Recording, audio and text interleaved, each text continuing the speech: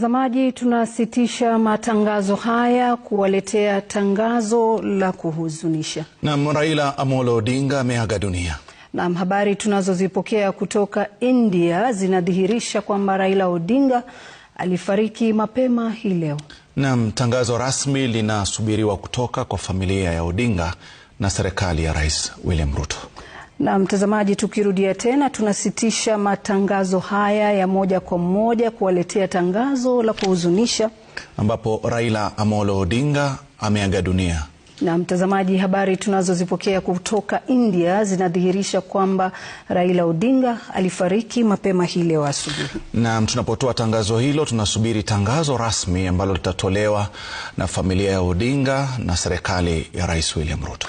Na mtazamaji, kwa yule ambaye anatazama kwa hivi sasa, ni kwamba tunasitisha matangazo yetu haya kuwaletea tangazo la kuhuzunisha kwa hivi sasa. Na ambapo Raila Amolo Odinga ameaga dunia akiwa na umri wa miaka 80. Na habari tunazozipokea kutoka India zinadhihirisha kwamba Raila Odinga aliweza kufariki mapema hii leo asubuhi. Na muda wote kutoka sasa, familia pamoja na serikali ya Rais William Ruto itakuwa inatangazia taifa kuhusiana na kifo cha Raila Amolo Odinga.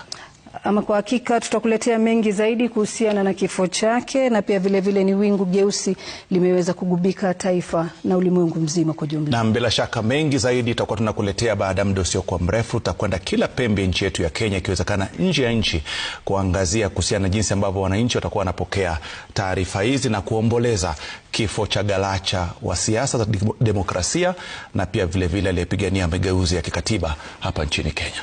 Naam, ni makiwa kwa wote mtazamaji. Kama unatupata kwa hivi sasa, tunakatisha matangazo haya ya moja kwa moja kukuletea taarifa hizi za kuhuzunisha. Na taarifa za kukuambia kwamba Raila Amolo Odinga ameaga dunia nchini India akiwa na umri wa miaka 80. Habari tunazozipokea mtazamaji kutoka India zinadhihirisha kwamba Raila Odinga alifariki mapema hii leo. Na tangazo rasmi litakuwa linatolewa muda wote kutoka sasa na familia ya Odinga na pia serikali ya Rais William Ruto.